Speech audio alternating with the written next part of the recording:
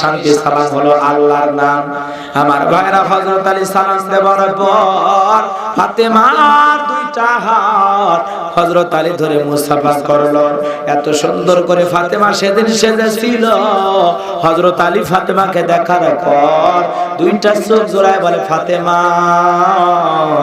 আজকে এত সুন্দর করে সেজে আছো, দুইটা হাত বাড়াইলাম, ফাতেমা আসো আমার বুকের ভিতরে আসো।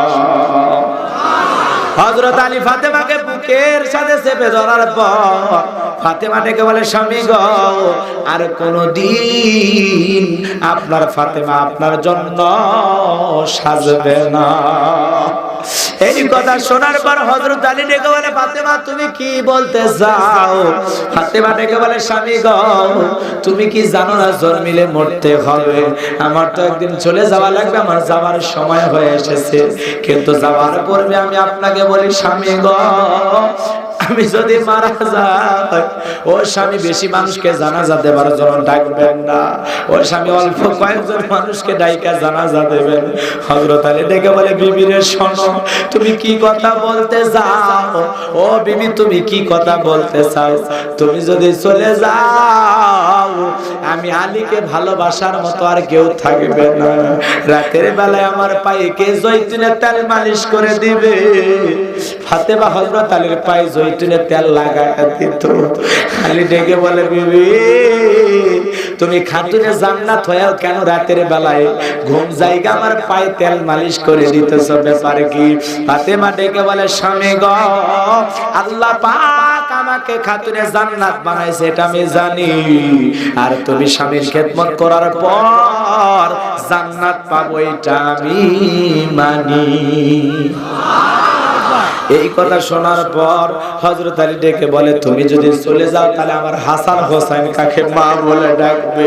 ফাতেমা ডেকে বলে, স্বামী গো, কোন বাঁধনে আর বাঁধা যাবে না, চলে যাওয়াই লাগবে, আর দুনিয়াতে থাকার সময় নাই, জন্মিলে মৃত্যু হবে। কথা কয় এই কথা বলে ডেকে বলে, স্বামী গো, বেশি মানুষকে জানাজা দেবার জন্য আপনি ডাকবেন না, কারণ অনেক মানুষ যদি জানাজায় আসে, আমি ফাতেমাকে যদি সামনে রাখা হয়, মানুষ বুঝতে পারবে আমি ফাতেমা কতটুকু লম্বা না খাটো ছিলাম, মোটা না চিকন ছিলাম, এর কারণে আমার পথটা নষ্ট হবে। কারণ হলো একদিন আমি আমার বাবার বাড়িতে গেলাম, যায় দেখি আমার বাবা বিশ্ব নবী, রহমতের নবী, দয়ার নবী, মায়ের নবী, দুইটা চোখের পানি ছেড়ে দিয়া নবীজির দাড়ি বেয়ে বেয়ে পানি পড়তেছে। আমি ডেকে বললাম, বাবা আপনার কি হয়েছে, আপনি কেন কান্নাকাটি করেন? বিশ্ব নবী ডেকে বলে, মা তোরে কিভাবে বলবো?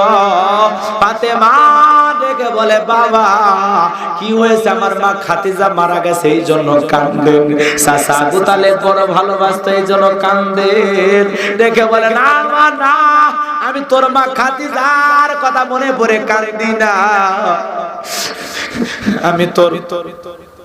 আমি আমার চাচা আবু তালেবের কথা মনে পড়ে কান্দি না, আমি কান্দি মা মেরাজ করতে আমাকে যখন নিয়ে গেল, জিবরাইল যখন জান্নাতে ঢুকাইলো, মা জান্নাত থাকার পর দিলটা হয়ে গেল খুশি, নিয়ামত দেখলাম বেশি, আল্লাহর কাছে দোয়া করলাম বেশি, আমার গুনাহগার উম্মত যেন সবাই হয় জান্নাতবাসী।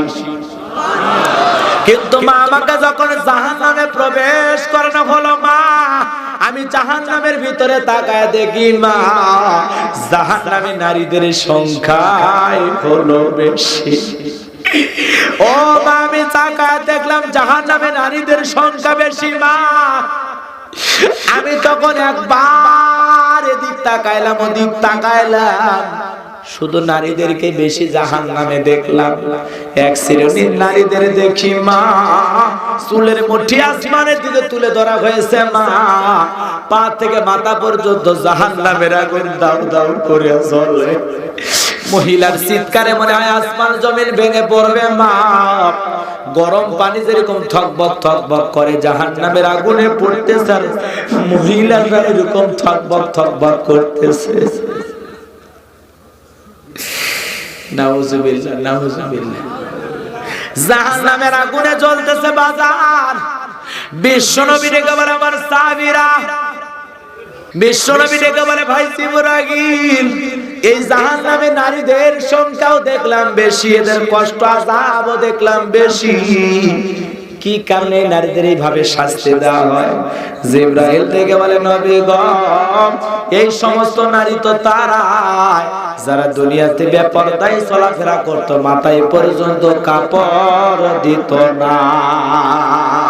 নাউজুবিল্লাহ। এই কথা শোনার পর ফাতেমা ডেকে বলে, বাবা, মাথায় কাপড় না দেওয়ার কারণে যদি জাহান্নামে নারীদের এই শাস্তি হয়, ও বাবা, আজ থেকে আমি ফাতেমা আরো বেশি পর্দার প্রতি যত্নবান হব। এই কথা বলে ফাতেমা চোখের পানি ছেড়ে দিয়া কান্দে আর বলে, বাবা, দুনিয়ার কোন নারী তো জাহান্নামের শাস্তি সহ্য করতে পারবে না। ও বাবা, আমি ফাতেমা আজ থেকে বেশি করে পর্দার প্রতি গুরুত্ব দেব, যত্ন বাড়াবো। আমি আপনাদেরকে বলি, ওরে গাইবান্দার মা বোনেরা, ফাতেমা জাহান্নামী নারীদের আযাবের কথা শোনার পর পর্দার গুরুত্ব বাড়াইতে চায়। আজকে কি সেই আলোচনা শোনার পর আপনারা কি পারবেন না মা একটু সুন্দর করে পর্দা করতে, ঢিলা ঢালা বোরকা পরতে, পা থেকে মাথা পর্যন্ত হাত মোজা পরতে, পা মোজা পরতে, শুধু দুইটা চোখ বের করে পর্দা করবেন মা। আপনাদেরকে বলে যায়, খাস পর্দা করবেন মা, খাস পর্দা করবেন। নিজের চেহারা, নিজের চেহারা, নিজের দেহ, নিজের রং ঢং মানুষের সামনে কখনো প্রদর্শন করবেন না। আজকে রূপ যৌবন সুন্দর আছে মা, একদিন কিন্তু থাকবে না, যৌবনে ভাটি পড়ে যাবে। কথা কন ঠিক না ঠিক? এজন্য সবার কাছে বলে যায়, পর্দা আছে মা, বোনের আলোচনা শুনতেছেন মা।